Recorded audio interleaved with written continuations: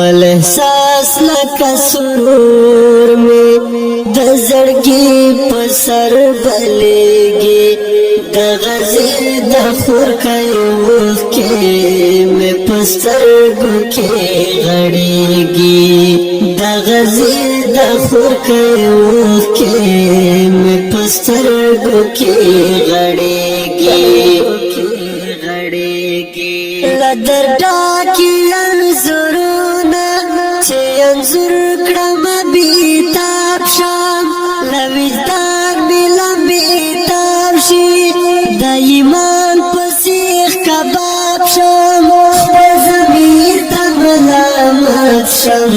خپل وجود کې په عذاب شم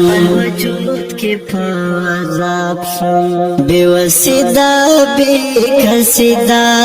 وستا حسمی نرسیگی دا غزی دا خورکیو کے میں پسترگو کی غریگی خپل احساس لکا سرور میں دا زڑگی پسر بلیگی دا غزی دا خورکیو کے میں پسترگو کی غړېږي دا غزې د خورکیو کې میں پسترگو کی غړېږي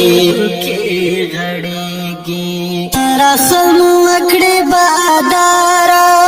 بس یو تا ته موسري دي د غزې معصومې سترګې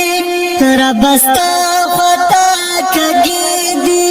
د ژوند سختو کږې چوې ماتې کړې حوصلې دي نشته څوک په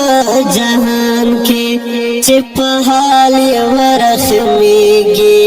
د غزې د خورکیو کې مې په سترګو کې غړېږي خپل احساس لکه سرور مې د زړګي په سر بلېږي د غزې د خورکیو کې مې په سترګو کې غړېږي د غزې د خورکیو کې مې په سترګو کې غړېږي یهودان په بمو غلي محرابونه منبرونه پرزو دی لګېدلي پاڼې پاڼې آیاتونه یو خبر خوړن پراته دي د مسجد چاردیوالونه سر په ځمکه چپا کېږي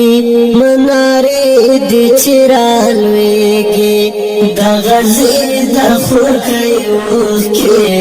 مې په سترګو کې غړېږي خپل احساس لکه سرور مې د زړګي په سر بلېږي د غزې د خورکیو کې مې په سترګو کې غړېږي د غزې د خورکیو کې مې په سترګو کې غړېږي هر ورځ خاورو ته سپارې ډلې ډلې ارمانونه جنازې د ګلابونو سوځېدلي بشرونه په زرګونو یتیمان شول بې کورونو په لاکونه پنډې بورې په روډونو سر په چغو دي زنګېږي د غزې د خورکیو کې مې په سترګو کې غړېږي خپل احساس لکه سرور مې د زړګي په سر بلېږي د غزې د خورکیو کې مې په سترګو کې غړېږي د غزې د خورکیو کې مې په سترګو کې غړېږي فلسطین په وینو سور دی شهیدان لویه واړه دي نړیوال یې تپوس نه کړي چې څه شته او که څه نه دي اسلامي وطن ټوله د غفلت په خوب ویده دي غلامان حکمرانان مو په کرسیو هوسیږي د غزې د خورکۍ اوښکې مې په سترګو کې غړېږي خپل احساس لکه سرور مې د زړګي په سر بلېږي د غزې د خورکۍ اوښکې مې په سترګو کې غړېږي د غزې د خورکۍ اوښکې مې په سترګو کې غړېږي د عظیم وعد خاوند په درمو دا یوه توبه ده له ستم مظلومان خلاص کړي یهود واخلي له بنیاده د مطفن د متکد شو د مزور شو نبي لراده